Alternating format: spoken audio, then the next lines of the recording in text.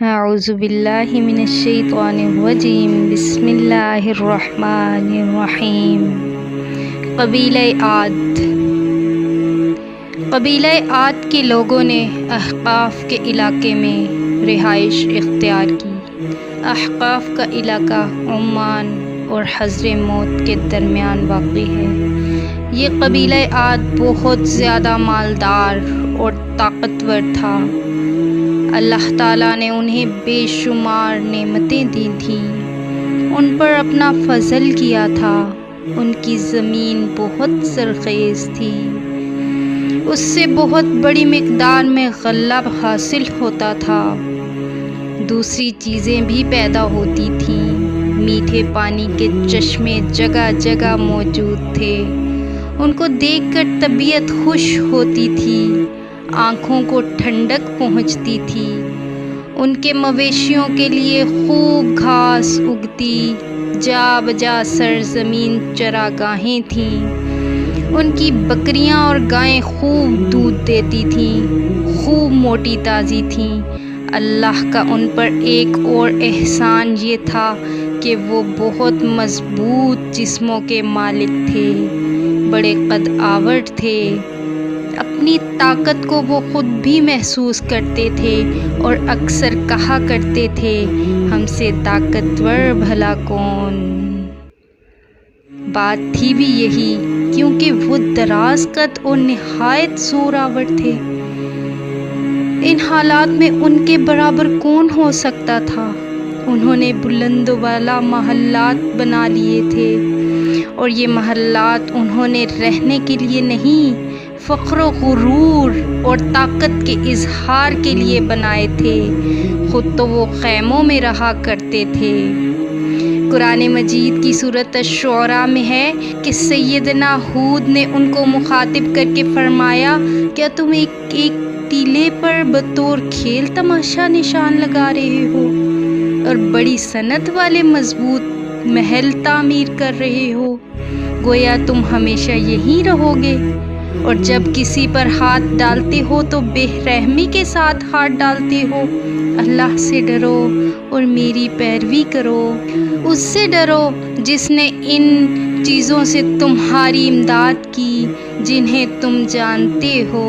اس نے تمہاری مدد کی مال اور اولاد سے، باغات اور چشموں سے۔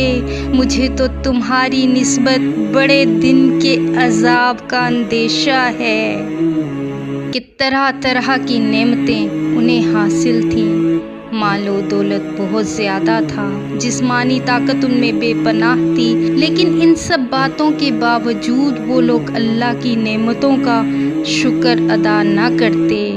جب ان سے ان کے بھائی ہود نے کہا، کیا تم ڈرتے نہیں؟ میں تمہاری طرف امانت دار رسول ہوں، لہٰذا اللہ سے ڈرو اور میری اطاعت کرو۔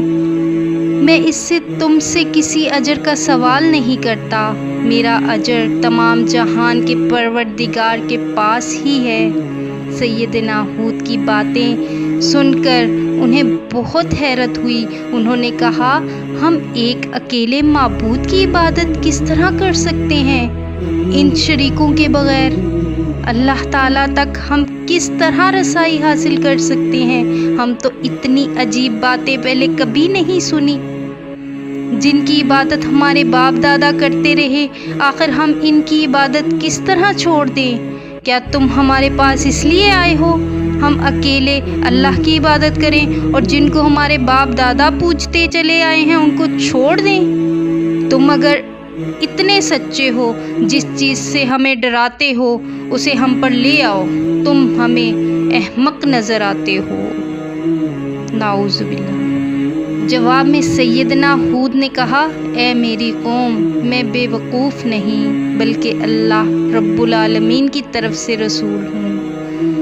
اپنے رب کا پیغام تمہیں پہنچاتا ہوں۔ میں تمہارا خیر خواہ اور امانت دار ہوں۔ ان لوگوں نے سیدنا ہود کی بات نہ مانی اور زیادہ سرکشی پر اتر آئے، کہنے لگے، تم دیوانے ہو، ہمارے بتوں کو برا کہتے ہو، اسی لیے انہوں نے تمہیں دیوانے پن میں مبتلا کر دیا ہے۔ قرآن کریم نے ان کے الفاظ یوں نقل کیے ہیں، ہم تو یہ سمجھتے ہیں کہ ہمارے کسی معبود نے تمہیں آج سے پہنچا کر دیوانہ کر دیا ہے۔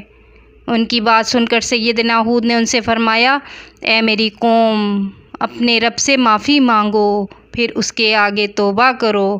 وہ تم پر آسمان سے موسلا دھار بارش برسائے گا، تمہاری طاقت پر طاقت بڑھائے گا، اور دیکھو گناہ گار بن کر روگردانی نہ کرو۔ جواب میں کہنے لگے، اے ہود، تو ہمارے پاس کوئی واضح دلیل تو لایا نہیں، صرف تیری باتوں سے تو ہم اپنے معبودوں کو چھوڑنے والے نہیں، اور نہ ہم تجھ پر ایمان لا سکتے ہیں۔ اس پر سیدنا ہود نے فرمایا، میں اللہ کو گواہ بناتا ہوں، تم بھی گواہ رہو، جن کو تم شریک بناتے ہو میں ان سے بیزار ہوں۔ سالہ سال کی کوششوں سے صرف چند مسلمان ہوئے، باقی ان سے کہتے تھے، تم نے اپنے جیسے ایک آدمی کی اطاعت قبول کر لی۔ وہ کہتا ہے جب ہم مر جائیں گے اور مٹی ہو جائیں گے تو ہمیں دوبارہ اٹھایا جائے گا، بھلا یہ کیسے ممکن ہے؟ غرض سیدنا ہود علیہ السلام مسلسل انہیں بتوں کی عبادت چھوڑ دینے اور ایک اللہ ہی کی عبادت کرنے کے لیے کہتے رہے۔ ان سے کہتے، میری قوم، اللہ کی نعمتوں کو یاد کرو، اس کا شکر ادا کرو، اس نے تمہیں قد و قامت میں کس قدر دراز کیا ہے، طاقت و قوت میں تمہیں کس قدر زیادہ کیا ہے۔ قوم نوح کو تباہ و برباد اور غرق کرنے کے بعد تمہیں اس زمین میں جانشین بنایا ہے، رزق میں تمہیں فراوانی دی ہے، لہٰذا تم اللہ کے احسانات کا پاس کرو، اس کی عبادت کرو۔ یاد رکھو، اگر تم نے شرک کو نہ چھوڑا، صرف اس کی عبادت نہ کی، میری بات نہ مانی، تو اللہ کی طرف سے تم پر عذاب آئے گا۔ اس تمام تر تبلیغ کے باوجود اپنی بات پر ڈٹے رہے۔ ان کا خیال تھا، ہم تو اتنے طاقتور ہیں، ہمیں بھلا کون عذاب میں مبتلا کر سکتا ہے۔ سیدنا ہود کے جواب میں انہوں نے جو کچھ کہا وہ قرآن کریم میں اس طرح آیا ہے۔ اب عادیوں نے تو بے وجہ زمین میں سرکشی شروع کر دی اور کہنے لگے، ہم سے زیادہ طاقتور کون ہے؟ کیا انہیں یہ نظر نہیں آیا جس نے انہیں پیدا کیا؟ اور وہ ان سے بہت زیادہ زورآور ہے۔ وہ آخر تک ہماری آیات کا انکار ہی کرتے رہے۔ ان کی گمراہی کی انتہا یہ تھی کہ سیدنا ہود کو للکار کر کہنے لگے، کیا تم ہمارے پاس اس واسطے آئے ہو کہ ہم صرف اللہ کی عبادت کریں اور جن کو ہمارے باپ دادا پوجتے تھے ہم ان کو چھوڑ دیں؟ لہٰذا تم جس عذاب کی دھمکی دیتے ہو اس کو ہمارے پاس منگوا دو اگر تم سچے ہو۔ اب ان لوگوں نے عذاب کو خود دعوت دے ڈالی۔ قوم عاد پر عذاب کی ابتدا اس طرح ہوئی، ان کے علاقے میں خشک سالی ہو گئی، مدت تک بارش نہ ہوئی، زمین پانی ختم ہو گیا، زمین کا پانی ختم ہونے لگا، کھیت خشک ہو گئے، اپنے بتوں کی طرف دوڑے، ان کو وسیلہ بنایا، لیکن بت بھلا کیا بارش برسا سکتے تھے؟ زمین کو زندہ کرنے کی طاقت ان میں کہاں تھی؟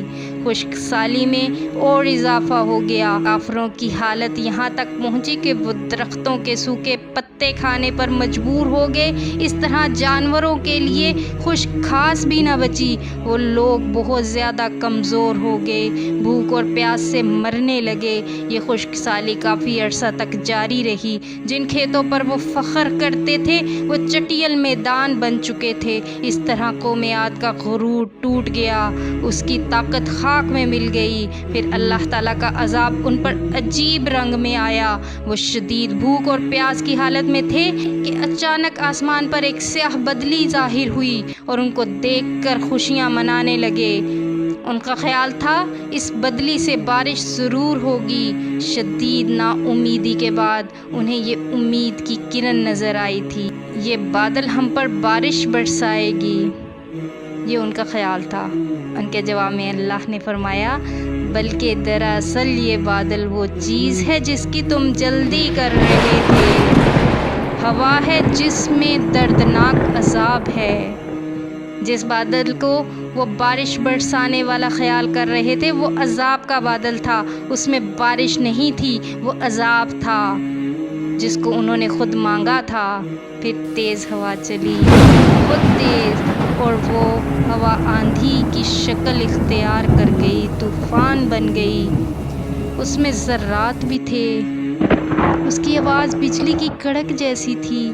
یہ ہوا اس قدر شدت کے ساتھ چلی کہ ان کے خیمے اڑ گئے، ان کے گھر گر گئے، بلند و بالا محلات زمین پر آ گئے، ان کے حیوانات ہوا میں اڑ گئے، ہوا نے انہیں اوپر اٹھایا، بلندی پر لے گئی، پھر زمین پر دے پٹخا، ان کی ہڈی پسلی ریزہ ریزہ ہو گئی، گوشت بکھر گیا، وہ مردار ہو کر زمین پر گرے، درخت بھی زمین سے اکھڑ کر فضا میں اڑتے نظر آئے، ان کا کوئی فرد بچا نہ چوپایا۔ اللہ ان کے متعلق فرماتا ہے، اس طرح عادیوں میں بھی جب ہم نے ان پر خیر و برکت سے خالی آندھی بھیجی، وہ جس جس چیز پر گزرتی تھی اسے بوسیدہ ہڈی کی طرح چورا چورا کر دیتی تھی۔ اللہ تعالیٰ نے یہ بھی فرمایا، اور آندھی بے حد تیز و تند ہوا سے غارت کر دیے گئے، جو ان پر برابر لگاتار 7 راتیں اور 8 دن تک بحکم الہی چلتی رہی۔ پوری قوم عاد تباہ ہو گئی، ان کا ایک فرد بھی نہ بچا، ان کا سارا غرور خاک میں مل گیا، طاقت پارا پارا ہو گئی، وہ عذاب آ گیا جس کی وہ جلتی مچا رہے تھے۔ یہ تھی قوم عاد، حضرت ہود علیہ السلام کی قوم اور ان کا انجام۔ اللہ تعالی ہم کو اپنے فضل میں رکھے اور اپنی رحمتوں میں رکھے، آمین ثم آمین۔ السلام علیکم ورحمۃ اللہ وبرکاتہ۔